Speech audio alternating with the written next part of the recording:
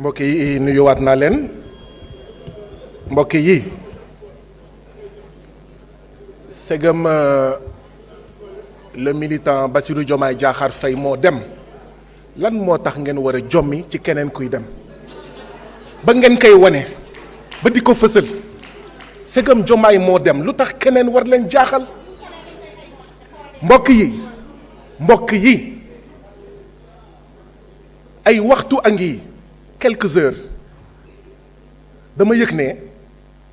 Union européenne dafa may fukki moto ak juróom armée sénégalaise pour créer la première brigade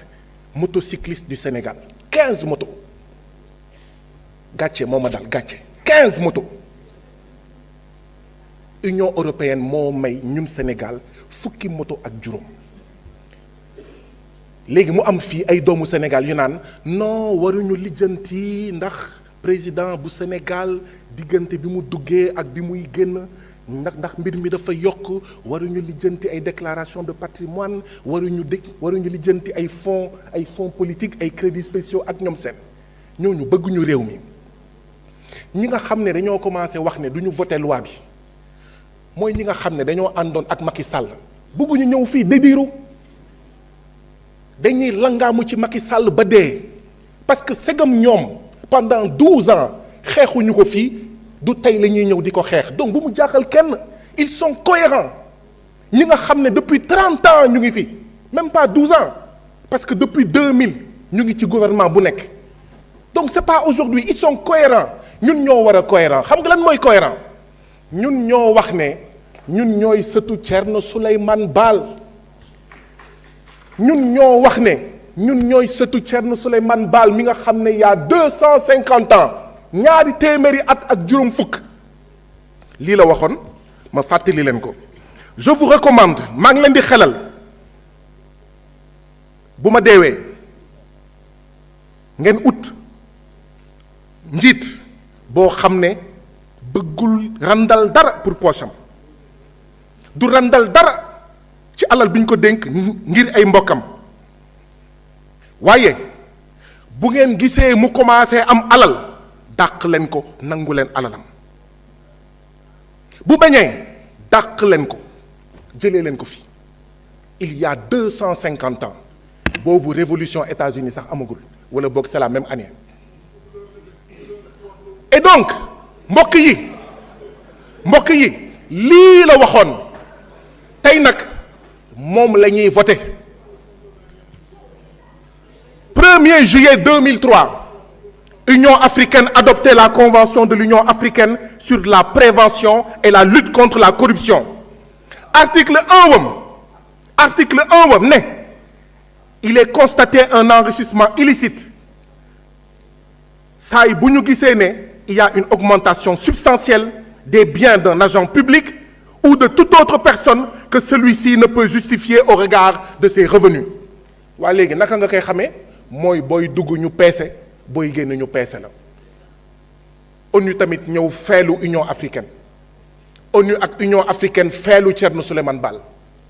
ñun loolu la ñuy jëmmal tey loolu la ñuy wax ne dañ koy voté tey dañ koy voté ëllëg donte président Bassirou Diomaye Diakhar Faye dafa yebal gouvernement bi pour indi ay galgal nañu xool ñépp wax nañ ko commission monsieur le ministre ne ko d'accord nañu pour que tous les assujettis à la déclaration de patrimoine bu ñuy dugg ñu xool lu ñu am bu ñuy génn ñu xool lu ñu am moo tax ay amendement ngir yokk ci premier ministre ngir yokk ci ki nga xam ne moom mooy président bu assemblée nationale dérangé wuñu donc mbokk yi man de pour man dañ leen war a féliciter dañ leen war a décorer dañ leen war a tàccu ndax ñeneen bëggoon nañ ko def mënuñu ko def ndaxte ñoom seen poche ñoom seen mbokk waaye du askanu Sénégal kan moo bañ déclaration de patrimoine à la sortie Diomaye kan moo bañ le contrôle l'encadrement des fonds politiques et des crédits spéciaux Diomaye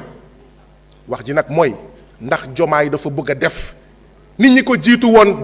doon def mooy randal suñu alal lii mooy wax ji lii la ñu wax ne dootu fi am tey dootu fi am ëllëg. jërë ngeen jëf.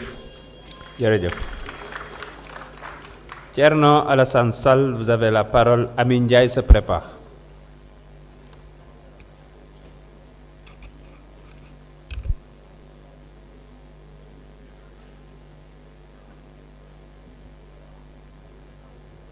Monsieur le Président de l'Assemblée, Messieurs les ministres, chers collègues, mbokk Sénégal dañu woote session extraordinaire non pas pour yokk transparence ci réew mi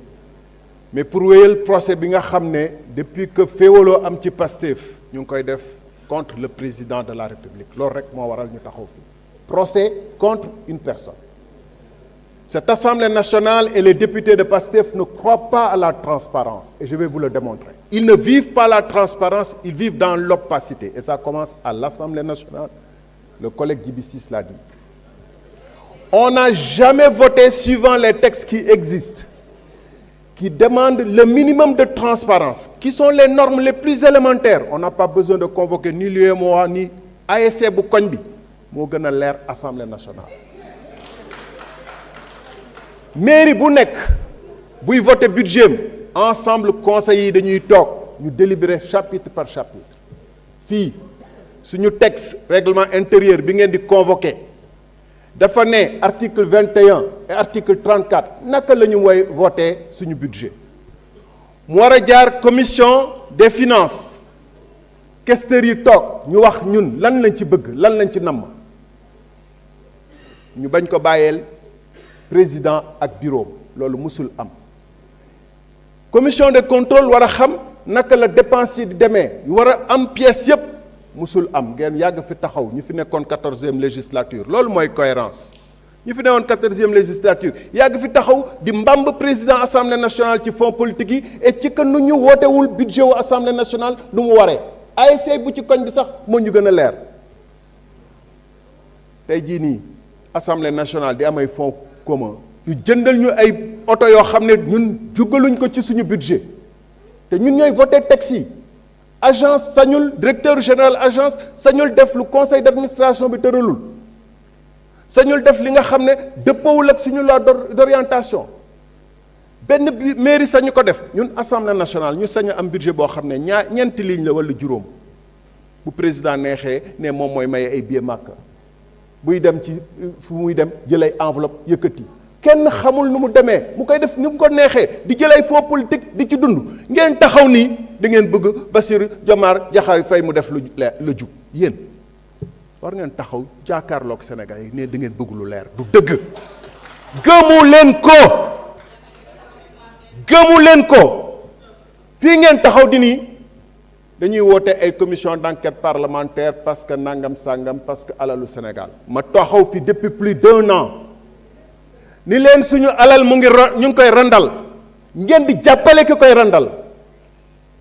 bu ma fi yëkkatee affaire Azer ngeen kokkali am ku fi taxaw ni man affaire Azer bi dina ma électrocuté mu ngi fii léegi la fi jóge mu ne affaire bi dina ma électrocuté di ma xoxatal man député pour ba ma yëkkati luubal googu ak càcc googu nga xam ne xam ngeen ñu sàcc suñu xaalis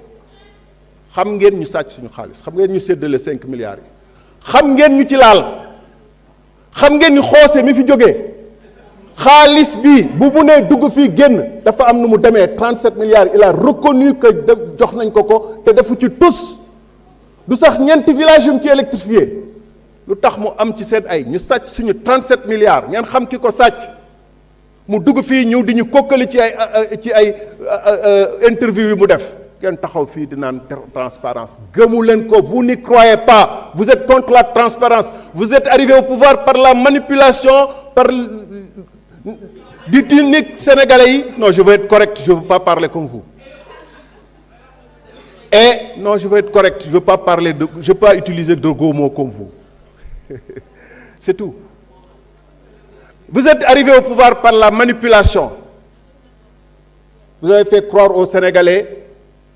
qu'un salon de coiffure peut avoir un agrément.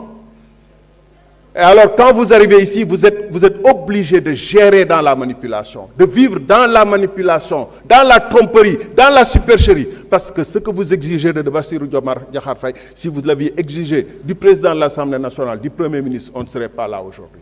Tous les deux ont acquis des véhicules. Le président de la République a plus de 900 millions le véhicule qu'il conduit. Le Premier ministre a acquis un parc de véhicules. Le Premier ministre a retapé le Petit Palais. Il s'y est mis à ses aises. Le président de la République a pris 2 palais. Et il gêne la circulation des Sénégalais quand il fait 2 jours à l'autre Petit Merci Palais. beaucoup. Amin Ndiaye, vous avez la parole. Anta Babacar Ngom se prépare.